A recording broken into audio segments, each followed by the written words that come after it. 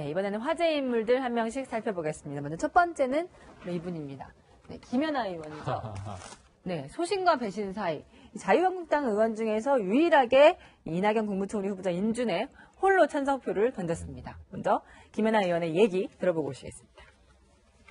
최순실 사태로 인한 대통령 탄핵 상황에서 자유한국당과 다른 행보를 보였다는 이유로 당원으로서는 최대의 징계인 당원권 정지 3년 징계를 받은 바 있습니다. 국회의원으로서의 자격은 정지를 받은 것이 아닌 만큼 독립된 헌법기관으로서의 직무는 충실히 수행하고자 마음먹었습니다. 국회의원은 양심에 따라 직무를 행한다라는 규정이 있습니다. 당의 이익이 아니라 국가의 이익이 먼저라는 것입니다. 69년생이고요. 김연아 의원은 자유한국당의 비례대표, 현재 자유한국당 소속입니다. 1969년생이고요. 여러 가지 이제 연구를 통해서 연구원 출신이기도 합니다. 비례대표로 이번에 자유한국당의 초선 의원이 됐는데 몸은 한국당에 있지만 마음이 이제 바른정당에 가 있는 거 아니겠습니까? 그래서 저희가 소신과 배신 사이.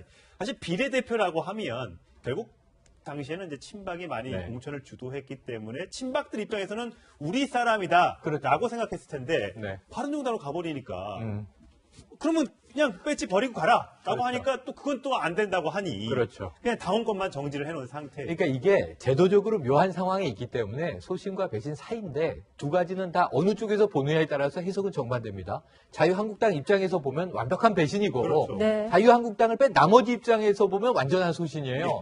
그런데 사실 그럼 자유한국당 당원은 아니에요. 당원권 정지가 3년이잖아요. 정지 중입니다. 당원권이 정지돼 있으니까 자유한국당 당원은 아닌데 묘하게도 자유한국당 소속 의원이에요. 그렇죠. 이 비례대표 의원이에요. 지금 우리가 지난번에 김종인 전 이 민주당 대표 딱 당원권 버리니까 배지 버리고 그냥 이제 전 의원이 되지 않습니까? 근데 그렇게 안 한 거예요. 왜냐하면 이게 당도 문제가 있어요. 자, 의석 하나라도 지켜야지. 언제든지 필요할 때 써먹어야지. 이럴 때 보이콧 어제 해버리지 않았습니까? 보이콧 했는데 따라 나와야 되는데 안 따라 나오고 찬성을 했단 말이에요. 그러니까 이건 정말 제가 보기에는 이 자유한국당 지도부와 그 뭉쳐있는 내부에서는 눈엣 가시처럼 보이는 김연아 의원일 수밖에 없는데 국민들은 박수께 보내고 있습니다. 지금 소신 있다고. 어떻게 못합니다. 이게 제도적인 맹점입니다. 현재. 그렇네요. 그러니까 본인이 아예 탈당을 하면서 비례대표 의원직을 사퇴할 것이냐. 그렇지 않다면 어떻게 못하죠. 지난번에 포털 사이트 지금 검색어 1위더라고요. 맞아요. 그리고 어떻게 보면 바른정당에서도 상당히 좀 멋쩍은 상황이 된 게 바른정당이 당론으로 반대 투표를 하기로 당론을 정했잖아요. 근데 정작 지금 현재 몸은 자유한국당에 있고 마음은 바른정당에 있는 김연아 의원은 정작 찬성표를 걸렸어요. 그러다 보니까 바른정당의 당론과도 또 상반되는 결정을 합니다. 오죽하면 뭐 민주당에 입당하라는 얘기까지 나올 정도니까요. 참 소신과 배신 사이. 저희가 제목은 참 그럴싸하게 달았는데 그 같이 일하는 이제 보좌진들도 참 애매모호하다고 합니다. 아침에는 저기 당에 갔다가 저녁엔 또 이 당에 오고 이런 부분들이 어떤 법적인 좀 법을 만드는 국회 아니겠습니까? 법을 좀 고쳐서 해결을 좀 해줘야 될 것 같아요. 비례대표의 한계 같아요. 이런 일이 잘 안 일어나니까 생각하지 못했던 상황이고 자진 탈당만 가능한 거고 이 당에서 출당 조치를 시키면 그 유지가 되는 거거든요. 그러니까 이런 부분들 자체를 조금 면밀하게. 근데 이런 부분은 국회의원들은 본인들 관련된 법은 빨리빨리 바꾸거든요. 아마 이거는 조금 입법적 보완이 좀 필요하다는 생각이 좀 듭니다. 그런가 하면은 이번에 화제가 된 인물은 바로 이 조원진 의원입니다. 노룩 패스. 김무성 의원이 이렇게 보지 않고 캐리어를 밀었던 건 기억나는데 노룩 라이브는 뭘까요? 먼저 영상 함께 보시겠습니다.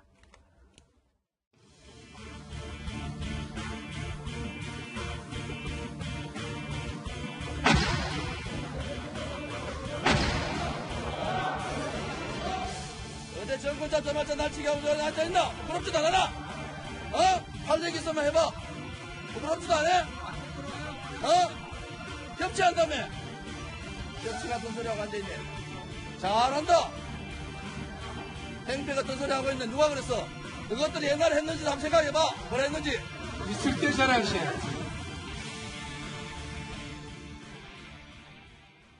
저희가 잠깐 그 노회찬 의원의 모습이 나왔는데 카메라를 이렇게 드는데 보지 않고 이렇게 찍고 있어요. 이렇게. 정말 실력이 대단하고요. 노회찬 의원이 원래 유머도 정말 넘치고 어떤 사안에 대해서 평가할 때도 굉장히 재치 있는 표현으로 그렇죠. 잘하는데 네. 그 순간 조은진 의원이 이제 발언을 하는 굉장히 사실 이 비난성 발언을 아주 강하게 내놓는데 예. 이 순간을 보자마자 역사적 장면으로서 보존할 가치가 있겠다고 생각해서 순간적으로 노룩 촬영을 했다고 합니다. 전혀 보지 않고 하는 김무성 의원이 휙 던지는 가방을 던지는 모습과 비슷하게 네. 이 노룩 촬영을 한 건데요. 네. 네. 사실 굉장히 재미있는 모습이기도 하고 그러나 역사적으로 참 서글픈 장면이기도 합니다. 네. 정말 국회의원이 자신의 입장을 정말 당당하게 또 표현하고 그런 자리가 됐으면 좋을 텐데 굉장히 거칠게 또 그런 부분을 하고 있는 모습. 더구나 조은진 의원은 홀로 또 전체 정당을 떠나와서 새로운 새누리당이죠. 그렇죠. 박근혜 전 대통령의 탄핵을 기각을 원하면서 만들어진 그런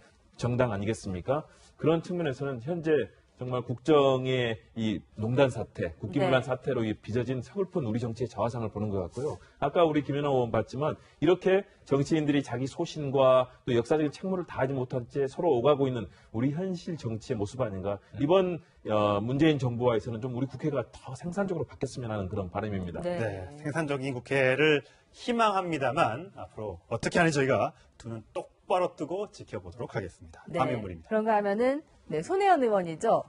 문자 폭탄 대신 문자 행동 이런 제안을 했다는데 지금 홍보 전문가라 그런지 참 이런 그렇죠. 아이디어가 좋은 것 같아요. 뭐 네. 표현도 왜냐하면 문자 폭탄은 뭔가 좀 테러를 가하는 느낌이 있는데 네. 이를 문자를 다량 받고 그 안에 뭐 욕설, 비방 뭐 여러 가지가 있다. 이렇게 하소연을 하는 의원들, 예를 들면 뭐 이현주 의원 등등등 네. 이들은 또 법적 조치도 지금 하고 있습니다. 예. 이런 입장에서는 나는 테러 당했다. 그러니까 폭탄 맞았다. 10,000통이 넘는 전화가 한꺼번에 날라왔다. 이런 얘기들을 하고 있는 거죠. 그런데 이것은 한 가지 이제 경계가 있어요. 위법한 문자라면 폭탄이라고 표현할 수도 있습니다. 테러니까. 예. 예를 들면 이제 명예를 훼손했다. 허위 사실을 유포하고 있다. 심한 욕설이 들어있다.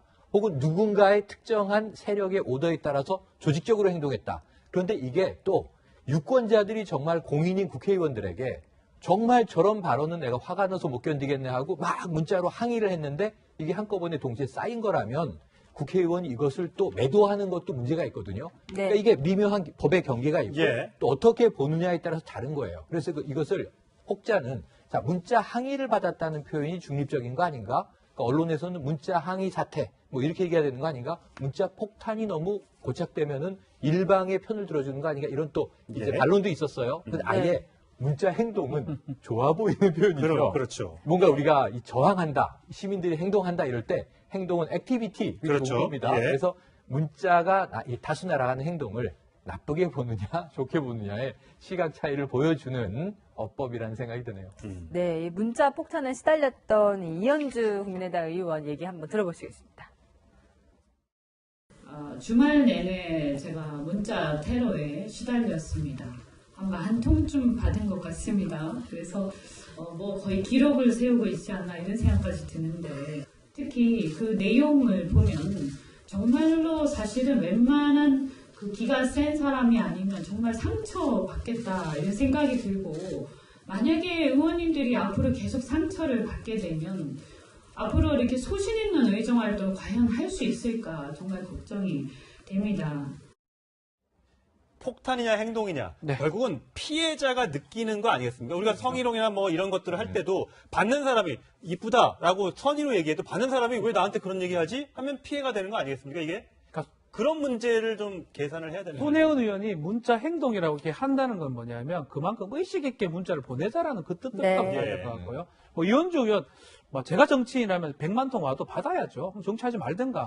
그렇지만 그 이상의 명예훼손이라든지 여성으로 심히 듣기 어려운 그런 문자가 온다는 거는 사실은 문제가 되는 거예요. 그런 거는 문자 폭탄이 되는 거고요. 예. 그게 아닌 정말 정당 의사 표현이면 문자 행동이다. 아마 그런 의미에서 손혜원 의원이 그 이름을 브랜드명을 매긴 게 아닌가 저는 그렇게 생각이 좀 듭니다. 예. 네, 마지막 인물은 바로 이 사람입니다. 네, 김영하 전 대통령의 삼남이죠. 김현철 씨가 민주당에 입당했다는 소식이 전해졌는데요. 대선 기간에 문 대통령을 지지했던 모습 먼저 보고 오시겠습니다. 세 분 대통령님의 민주주의의 정신을 계승할 유일한 대통령감, 저는 문재인 후보뿐이라고 믿습니다. 김영삼, 김대중 대통령의 아들들이 소강을 맞잡았습니다. 네, 삼김 시대에서 양김 시대로 바뀐다는 느낌이 드는군요. 네, 민주당 경남도당에 이제 입당 원서를 낸 것으로 확인이 됐고 그거에 대해서 추미애 대표가 입당에 감사하다 이런 전화를 받은 것으로 알려져 있습니다. 네. 이제 김현철 교수 같은 경우에 지금 이번에 자기가 책임지는 정치인으로서 문재인 대통령을 지지를 했다면서 그거에 대해서 이제 지지에 대한 책임을 지기 위해 입당했다고 얘기했는데 이미 김대중 전 대통령의 삼남 홍걸 씨가 지금 현재 입당을 했잖아요. 그러다 보니까 지금 이제 YS, DJ 2세들이 한 정당에 있는 모습을 이제 보게 됐습니다. 삼김 시대는 끝났다고 했는데 양김 시대가 지금 새로 열리는 국면이 됐습니다. 자, 네 분 말씀 여기까지 드리겠습니다. 고맙습니다. 고맙습니다. 제도적인 맹점입니다. 현재. 그렇네요. 그러니까 본인이 아예 탈당을 하면서 비례대표 의원직을 사퇴할 것이냐. 네. 그렇지 않다면 어떻게 못하죠. 네, 지난번에 포털 사이트 지금 검색어 1위더라고요. 맞아요. 그리고 어떻게 보면 바른정당에서 상당히 좀 멋쩍은 상황이 된 게 바른정당이 당론으로 반대 투표를 하기로 당론을 정했잖아요. 근데 정작 지금 현재 몸은 자유한국당에 있고 마음은 바른정당에 있는 김연아 의원은 정작 찬성을 했어요. 그러다 보니까 바른정당의 당론과도 또 상반되는 결정을 합니다. 오죽하면 민주당에 입당하라는 얘기까지 나올 정도니까요. 참 소신과 배신 사이 제가 제목은 참 그럴싸하게 달았는데 그 같이 일하는 이제 보좌진들도 참 애매모호하다고 합니다. 아침에는 저기 당에 갔다가 저녁엔 또 이 당에 오고 이런 부분들이 어떤 법적인 좀 법을 만드는 국회 아니겠습니까? 그렇죠. 법을 좀 고쳐서. 그런데 사실 그럼 자유한국당 당원은 아니에요. 당원권 정지가 3년이잖아요. 정지 중입니다. 당원권이 정지돼 있으니까 자유한국당 당원은 아닌데 묘하게도 자유한국당 소속 의원이에요. 그렇죠. 이 비례대표 의원이에요. 지금 우리가 지난번에 김종인 전 이 민주당 대표 딱 당원권 버리니까 배지 버리고 그냥 이제 전 의원이 되지 않습니까? 근데 그렇게 안 한 거예요. 왜냐하면 이게 당도 문제가 있어요. 자, 의석 하나라도 지켜야지. 언제든지 필요할 때 써먹어야지. 그러니까 이럴 때 보이콧 어제 해버리지 않았습니까? 보이콧 했는데 따라 나와야 되는데 안 따라 나오고 찬성을 했단 말이에요. 그러니까 이건 정말 제가 보기에는 이 자유한국당 지도부와 그 뭉쳐있는 내부에서는 눈의 가시처럼 보이는 김연아 의원일 수밖에 없는데 또 국민들은 박수께 보내고 있습니다. 지금 소신 있다고. 어떻게 못합니다, 이게. 이번에는 화제 인물들 한 명씩 살펴보겠습니다. 먼저 첫 번째는 이분입니다. 김연아 의원이죠. 소신과 배신 사이. 자유한국당 의원 중에서 유일하게 이낙연 국무총리 후보자 인준에 홀로 찬성표를 던졌습니다. 먼저 김연아 의원의 얘기 들어보고 오시겠습니다. 최순실 사태로 인한 대통령 탄핵 상황에서 자유한국당과 다른 행보를 보였다는 이유로 당원으로서는 최대의 징계인 당원권 정지 3년 징계를 받은 바 있습니다. 국회의원으로서의 자격은 정지를 받은 것이 아닌 만큼 독립된 헌법기관으로서의 직무는 충실히 수행하고자 마음먹었습니다.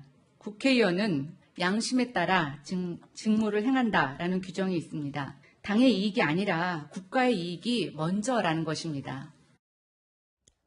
69년생 해결을 좀 해줘야 될 것 같아요. 비례대표의 한계 같아요. 이런 일이 잘 안 일어나니까 생각하지 못했던 상황이고 자진 탈당만 가능한 거고 이 당에서 출당 조치를 시키면 그 유지가 되는 거거든요. 그러니까 이런 부분들 자체를 조금 면밀하게. 근데 이런 부분은 국회의원들은 본인들 관련된 법은 빨리빨리 바꾸거든요. 아마 이거는 조금 입법적 보완이 좀 필요하다는 생각이 좀 듭니다. 네. 그런가 하면은 이번에 화제가 된 인물은 바로 이 조원진 의원입니다. 노룩 패스. 김무성 의원이 이렇게 보지 않고 캐리어를 밀었던 건 기억나는데 노룩 라이브는 뭘까요? 먼저 영상 함께 보시겠습니다.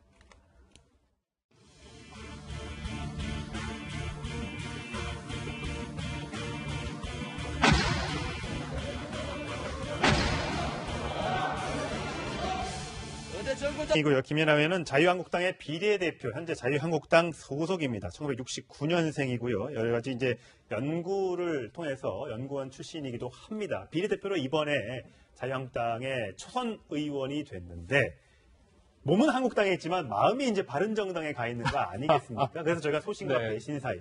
사실 비례대표라고 하면 결국 당시에는 이제 친박이 많이 공천을 주도했기 때문에 친박들 입장에서는 우리 사람이다 라고 생각했을 텐데 바른정당으로 가버리니까 그러면 그냥 배지 버리고 가라 라고 하니까 또 그건 또 안 된다고 하니 그냥 당원권만 정지를 해놓은 상태. 그러니까 이게 제도적으로 묘한 상황이 있기 때문에 소신과 배신 사이인데 두 가지는 다 어느 쪽에서 보느냐에 따라서 해석은 정반대입니다. 자유한국당 입장에서 보면 완벽한 배신이고 자유한국당을 뺀 나머지 입장에서 보면 완전한 소신이에요.